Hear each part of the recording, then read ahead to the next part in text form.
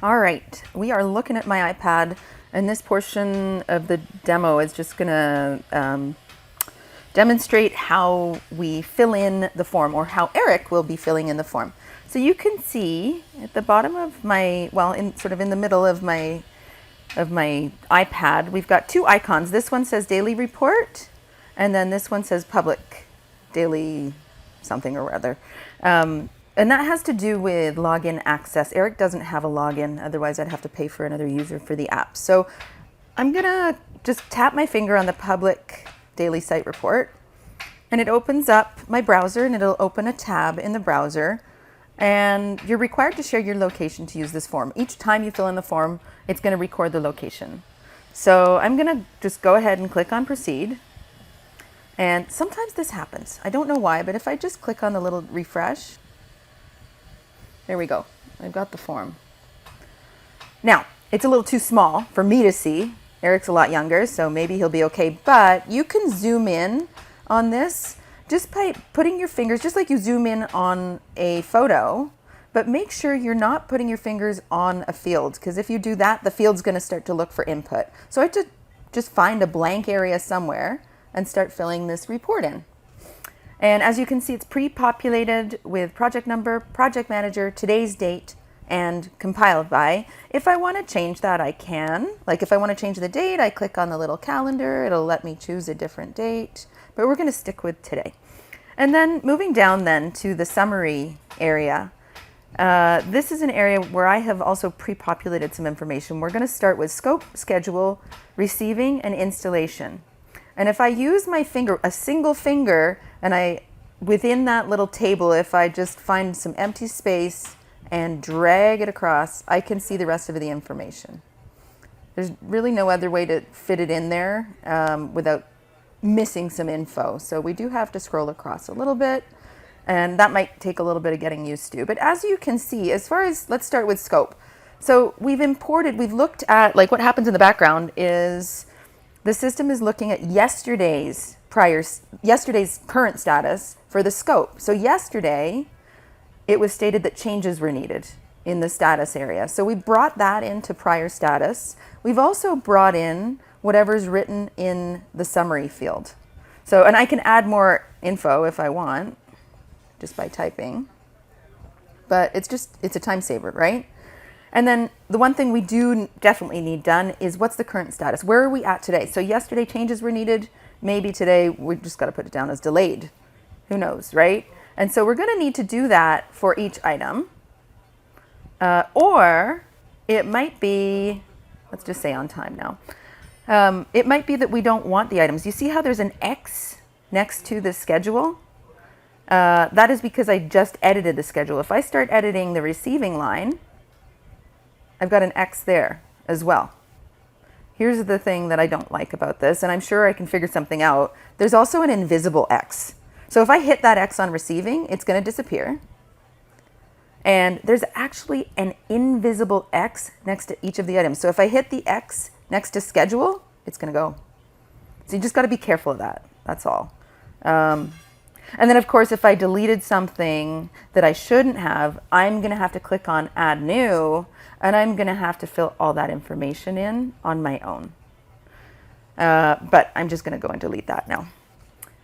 All right, so we've got summary, and the next item in our daily report is tasks. And you won't be able to save the report unless there's at least one task. So under tasks, I need to click on Add New. And it's given me a nice new line where I can enter task information. So we've already got some tasks. Let's see. So we've got finishing work, install floor steel, installation, and stand down. If I want to add a new one, I can. But let's go ahead and do installation. So what it's done for me now is it knows, whenever the last time this task was updated, it knows that the objective was to install the steel. FWP017 steel installed, 25% complete, whatever. And then it also knows that the planned completion date is February the 6th. And what we need to do is, where are we at today? Where's our progress at today? 50%? And what's the status? In progress. So that's the only stuff we need to fill in for that one. And if the objective has changed, like I don't know why this says 25. That might be an Amber glitch that I need to fix. There we go. FWP 017 steel install. That's enough. That's all we need. And then the progress is 50%. And then if I want to add a new task, I can. And let's say it's not on this list. So then I'm going to click here and add new task. And this is one of the problems too. We're zoomed in. So my new task dialog window shows up at the bottom. And let's just add one of my favorite tasks to do. Drink coffee. All right, so now I've got my task here in my little list, and it knows nothing about it because it's a brand new task. So this is actually on time. Get caffeine into blood. That's my objective every day. The planned completion date was today, and we're 100%, if not more, complete. So that's how you add a task. See, I'm trying to drag this over now. There we go.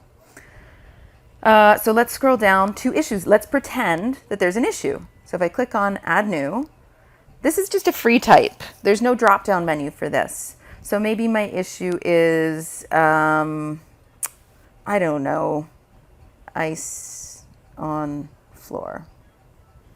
And the date identified, let's say we identified it today. What are we going to do? Are we going to take action or are we going to ignore it? We're going to take action. And I don't know, I would say, I don't know, apply salt. And was it resolved? Yes. Now we've got a record of that issue, right? We know when it happened. We could even put some names in here. And here's something that you can do as well.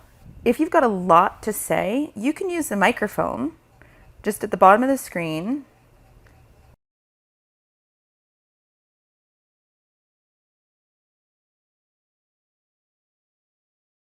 I actually got that. And now I'm back to keyboard. So that's a time saver for sure.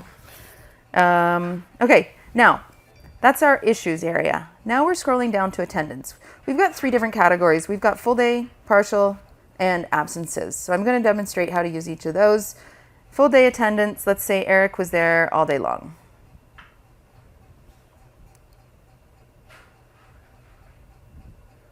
I don't know why it's not loading. Oh, there we go. Wow. It's usually a little quicker than that. So if it's full day, it knows it's 6 till 4. I don't even have to enter the time in and the time out. Unless maybe Eric worked 6 till 6. I don't know. But we're just going to leave that at full day for now. And then partial attendance. This time, when I add this one, again, I'm just going to choose someone. And Amber Gilly. So my time in, if it's, let's say it was 7 a.m. I just have to put 7A and then click on go, and it's got that. And then my timeout, for some reason it's putting the current time. That's another Amber glitch. Let's say I'm going to finish at 10. No, let's say it's going to be 1 p.m. and go. So there you go, 7 a.m. to 1 p.m. Now details. If someone's only there for a partial day, we need to tell the system why. And again, I can use my microphone.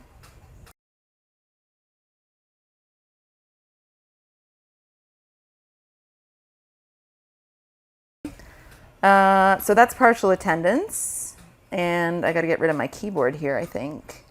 Now we're going to go to absences. So if I want to record an absence, let's say Tom wasn't there today. So I click on Add New. All we need in this case is the name and the details. Why were they away?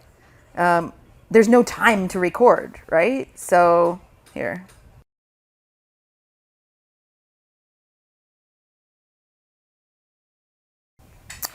So there we go. We've got that one done. Those are going to all be recorded. Next one is potential change orders. So we've got scope, and these are just free entry because I don't have much guidance on this one. So scope, I don't know. Let's say schedule. Segment identifier, section B. And bed 52. Number of people, let's say 3. Number of hours, 5. So 3 people at 5 hours. It's going to multiply that out in the main report. 3 people at 5 hours will end up recording 15 man hours. Tools and materials for a B52.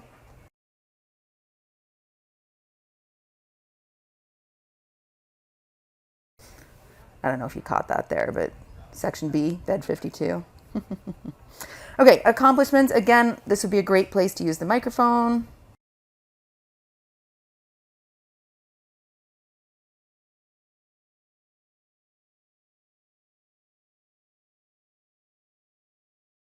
You can see there, it didn't quite get my talk to text perfectly, but it's easy enough to edit.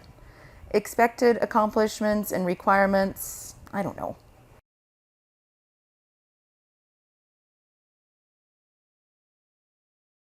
So that is our report completed. I'm just going to zoom out here so we can see it.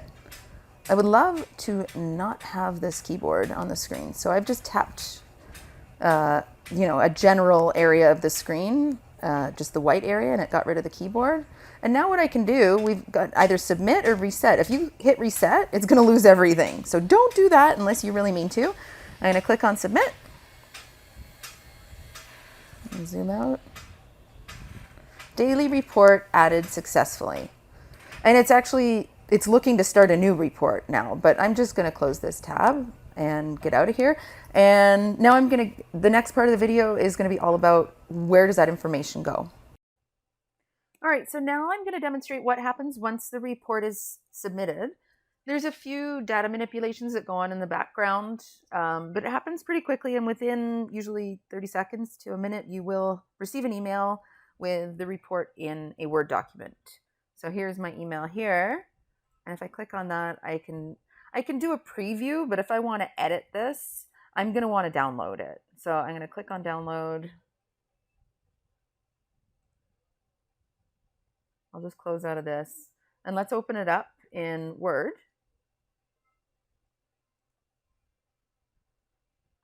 Okay, so I can have a little look at it. You can insert whatever you want to insert. On first glance, I've noticed that I might want to do just some superficial changes. But something to mention, like all the information is inserted into the tables accordingly. But the one thing with attendance is I've just done one attendance summary. It's taken all the full day, partial day, and absences, and it's thrown it into one table here. So Eric was listed as a full day attendance, 6 to 4. Amber was partial day, 7 to 1. And then Tom goes on to the next page with his absence, which I don't like. I don't want that to go on the next page. So I'm just going to delete some space and see if we can get that. There we go. Now it's all on the first page. That looks better. So that's some of the manipulations you might want to do. Also, the potential change orders, as I mentioned, oh my God. It brings in the people and the hours, and then it multiplies it to give us the total man hours over there. It's just everything's been inserted where it belongs, and you can then save that as a PDF and email it out, or you can do whatever you want. At this point, you're on your own. You've got your Word document, and you can do whatever you want with it. Now, the other part of this is what happens on the back end. So if I open my browser over here in this browser, I'm logged in as Tom Hopwood, and this is the app. So you can see here, I'm logged in as Tom. I am looking at the daily reports report. So this is a report of all the daily reports. And I deleted all the garbage. So we've only got the one that I just submitted. But that's okay. What we're going to do is, if I scroll over, you can see all of the fields. It's not much fun. But what you need to know is once you've got, say, a month's worth of reports, and if you want to bring up all of the reports that contain potential change orders, for example. So I can say potential change orders. Actually, no, let's do issues. Issues is not empty. So I want to find all the ones that doesn't have an empty issues area. And there's only one on my list, but that's because I deleted all the other garbage. But once you've got a month's worth, that might be relevant to you. I'm not sure. But then we've got all these other reports too. And I'm just going to remove that filter. Or let's say I want to do a search. So I click on that magnifying glass. I want to do a search for all of the project number 220531. Again, we're only going to get one at this point. But at some point, if we're adding more projects in there and tracking them through here, that could be helpful. So these are some of the areas that we can filter with. You can also export this information into Excel, which, or into lots of different formats, really.